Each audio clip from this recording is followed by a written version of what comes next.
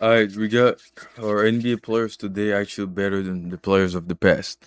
Feel free to subscribe if you like the video. Let's get it. Season a third of the way through, we can now start to get a good framework of how this season is playing out. And if what we've seen so far is any indication of what's to come, we are in the midst of the biggest talent boom in NBA history. From top to bottom, the league is flooded with players who can go and get 30, 40 any given night. Rotational guys dropping triple doubles, and the superstars of the league all simultaneously shattering records. Take a look at the current Facts. MVP race, and it resembles something closer to an all-time ranking than an MVP leaderboard. 29, 12, and 11, 33, 5, and 6, 35, 8, and 8, 29, 6, and 10, 31, 4, and 7, 28, 9, and 6. Yo, it make no Not sense. only are all of these guys having MVP caliber seasons, they're all having historically great seasons. In fact, their numbers are so good, it has led some fans to question the very validity of stats in the NBA today. That these numbers aren't a direct result of how good these players are, but a result of stat inflation, a symptom of today's faster pace and offensively favorable rules. And how these stats are being interpreted has created a divide among NBA fans. Are the players of today actually better than players of the past? Or are they simply beneficiaries of a league catered for bigger numbers? But as it's coming, yeah, I knew it. Triple digits on the scoreboard was once a treat, warrant of a celebration, and the alternative happened far more often. But today, this is not the case. 100 points is a drop in the bucket. Man. Teams are hitting triple digits in the third quarter. Games ending with scores in the 130s, 140s more often than under 100. And as these point totals have ballooned at an unprecedented rate, so has everything else. 30 points is the new 20 points. Tune in on Facts. any given night, and there's a great chance you'll see someone drop 40. And it's not just scoring. The entire box score has inflated to levels we've never seen. From Man. points to rebounds and assists, even efficiency. Gilgeous-Alexander is putting up prime Jordan numbers. Giannis is putting up prime Shaq numbers. Luka Doncic, well, no one's ever done what Luka's doing. There's a man averaging a 30-point triple-double right now, and it's starting to feel very normal. Either the best players Yo. in the NBA today are truly basketball-defining, all-time great, record-breaking talents better than anything that came before them, or there has been an inflation of stats that has completely skewed how we perceive the dominance of players today and the impact they are having from night to night. Or both of these options are true at the same time.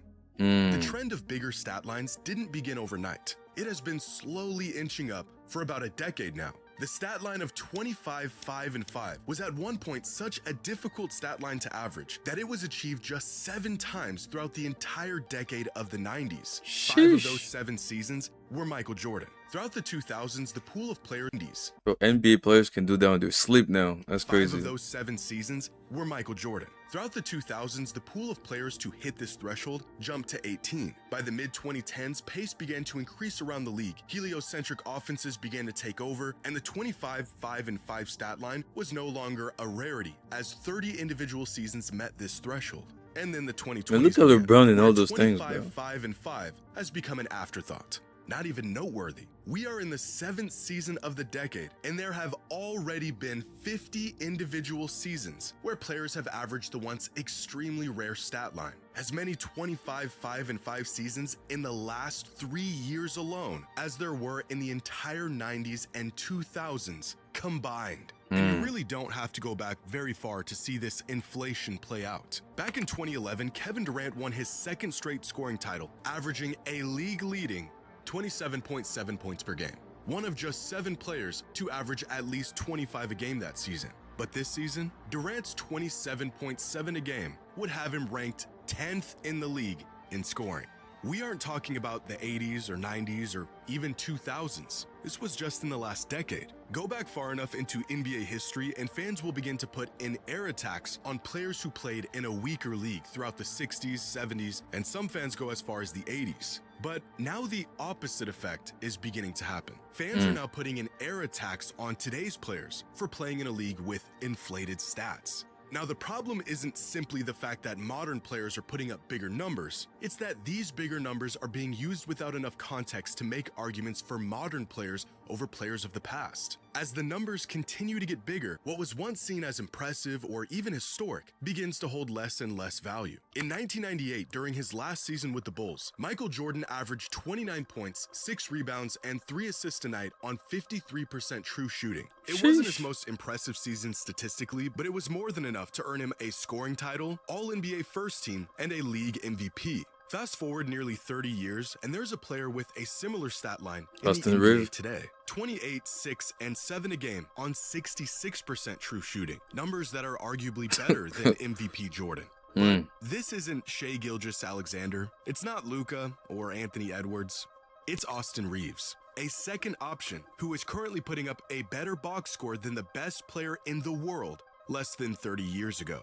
But it doesn't take a basketball savant to know Austin Reeves is not as productive, impactful, or as good as Michael Jordan was. And yet, without enough context, some people could, and unfortunately some people have, made this argument in favor of modern players. Stats throughout the NBA today are in fact a bit inflated compared to the past. But what exactly is causing this inflation? And are these numbers a true reflection of the impact players are making?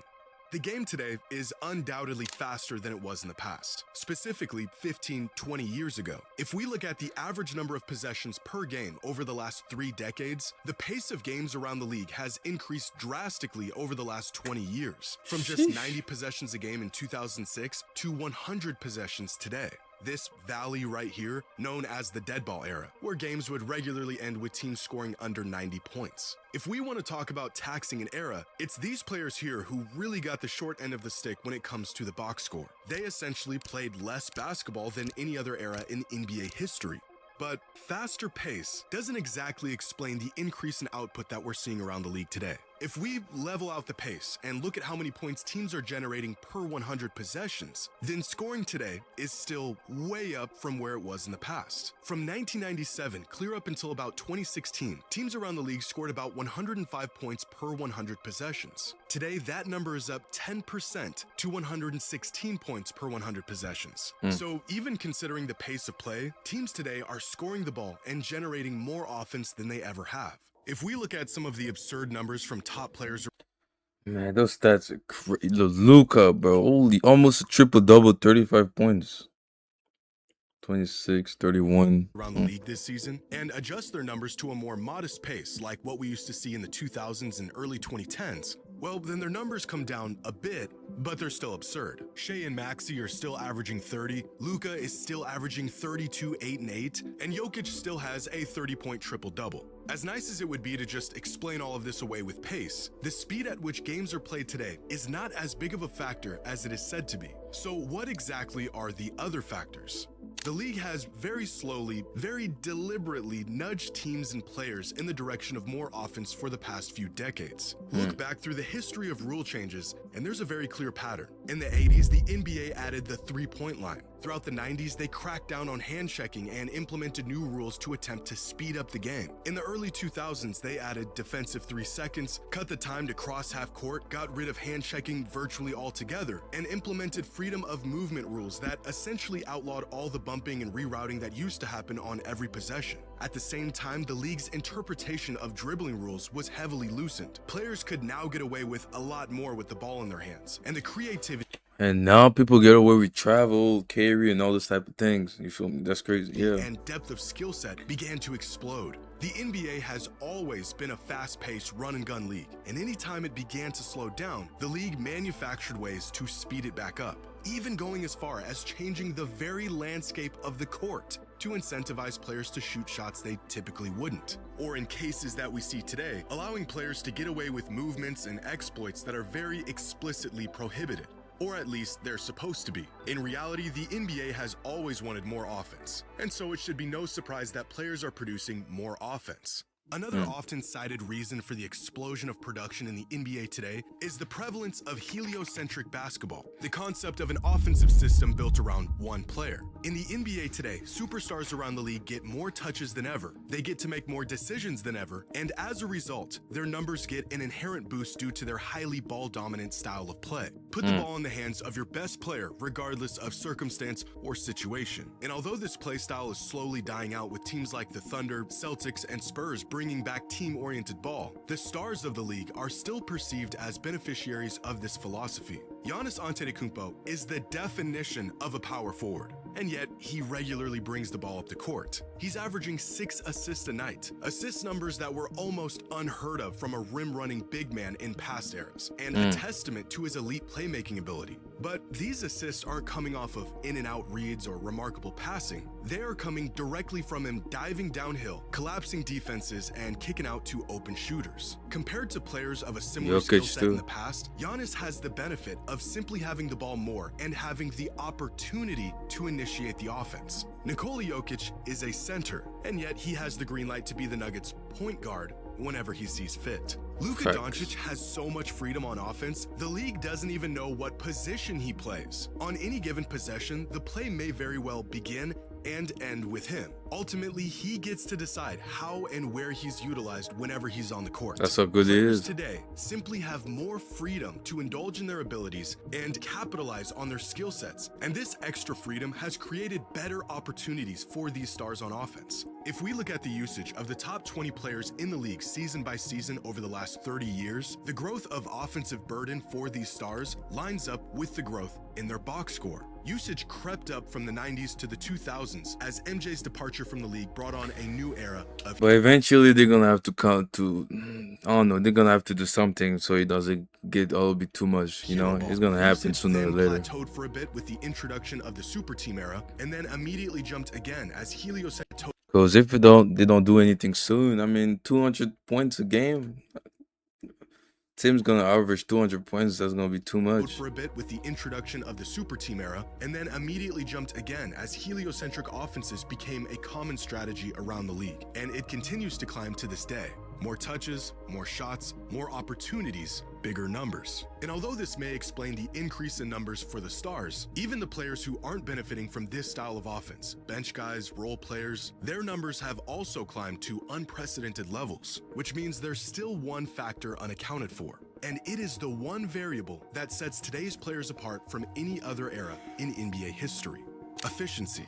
Aside from just the pace of play and the change in play style, the biggest reason why scoring and overall output has increased is because efficiency has increased. Across the board, shooting percentage has jumped considerably and consistently over the last 3 decades. From field goal percentage to true shooting percentage to even the most objective measure of shooting accuracy, free throw percentage. Even when given the same number of scoring opportunities, players today are capitalizing on those opportunities far more often. So not only has the pace of the game increased, at the same time, players and teams have become more accurate shooters and scorers. For many years, the gold standard for efficient volume scoring was 60% true shooting. If you could average 20 a game on this kind of efficiency, you were as lethal as it gets in the NBA. In fact, there have been many seasons where not a single player in the league hit this threshold.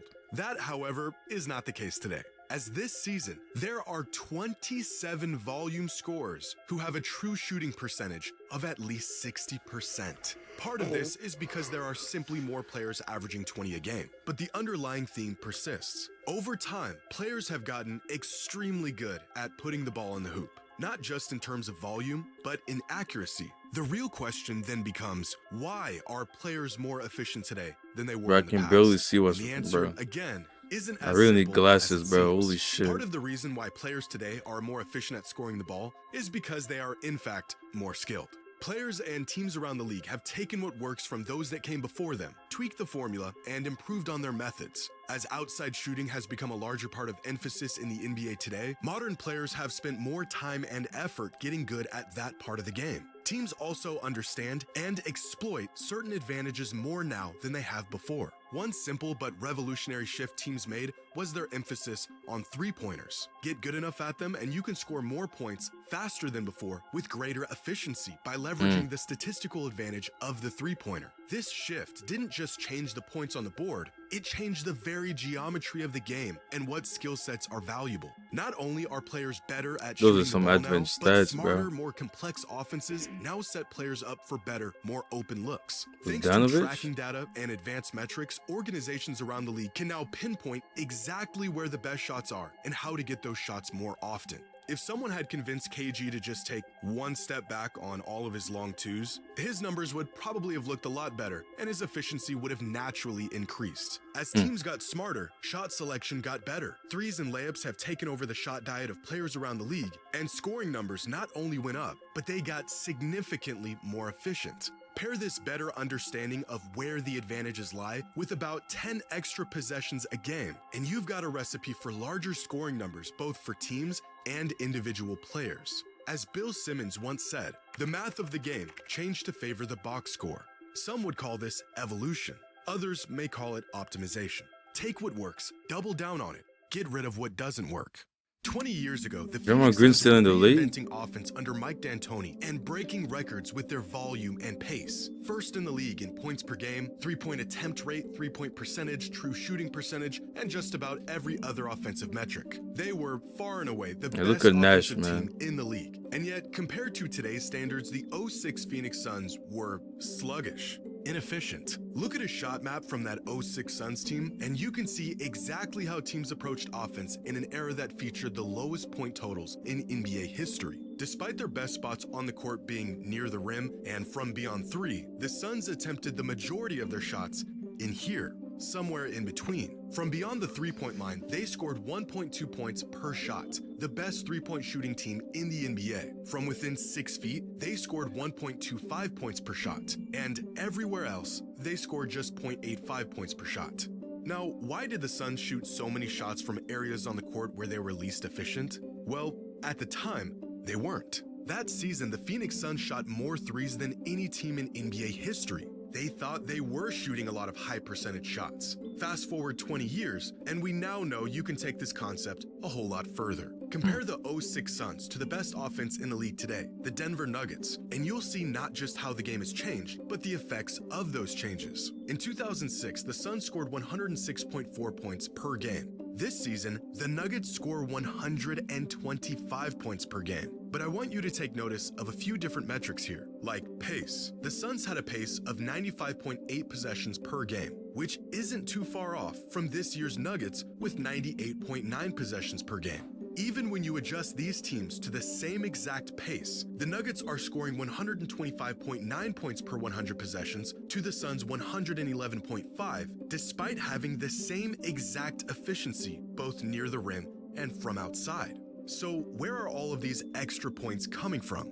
Well, from near the rim and outside. After further investigation, the league realized that these shots here in between are just not worth the hassle. They literally aren't worth as much as other shots. In 2006, the Suns, a revolutionary But Phoenix had a lot of mid-range shot though. I ain't gonna lie, bro. offense, shot 40% of their shots from this in-between area. This year, the Nuggets only shoot 19% of their shots from this area. The NBA has Damn. game theoried its way to the most productive, most efficient version of basketball. Steve Nash was one of the greatest shooters in NBA history, shot nearly 45% from three for nearly a decade, and yet he only attempted 3 to 4 three-pointers a game. Why? Well, because they just didn't know any better. We played a style that was thought to be revolutionary at the time, but really we should have doubled down. And Mike said this before, we should have played faster, we should have played smaller, we should have shot way more threes. We were just playing a style that suited our roster, suited our personnel. It was foreshadowing for the future. I think I was too conservative shooting the ball. Like I should have walked into way more threes. I should have looked for more threes, but I didn't come out like guns blazing, try to, get 20 in the first half, because I didn't think that would do my team any favors. Now we know numerically it just makes way too much sense and not enough sense. Yeah. The game wasn't ready for Damn. that yet. Right. We didn't Well- value the analytics. We probably weren't even, analyzing things to the extent we are now, or even, 2 or 3 years after 2007. More than skill, more than personnel, more than pace, how teams are approaching offense and the extent to which they understand the value of each shot Man, shout out to Nash, bro. and how to get those shots is by far the largest contributor to the inflation of numbers we see today. Not only have players leveraged the knowledge and skills of those that came before them to become better players, teams around the league have leveraged the data and systems of teams that came before them to create offenses tailor-made for these new, improved players. The evolution of the NBA isn't necessarily in the talent itself, it's how the talent is utilized. Nikola Jokic is a generational player, and he also plays in a system that allows him to maximize all of his abilities. Steph Curry is the greatest shooter ever, but he also plays in an era that allowed him to reach his potential. Luka Doncic is one of the most versatile offensive engines the game has ever seen, and he also plays in a league that allows him to be a point guard, or a shooting guard, or a small forward on any given possession. Gilgeous-Alexander is putting up prime Michael Jordan numbers. He really is that good. But he also plays in the smartest, most efficient, cerebral era in the NBA's history, primed for the next Michael Jordan. Are the numbers we see in the NBA today a symptom of stat inflation, or have the players simply gotten better? Well, it's both. The math has changed the game, but the players have changed too. Well,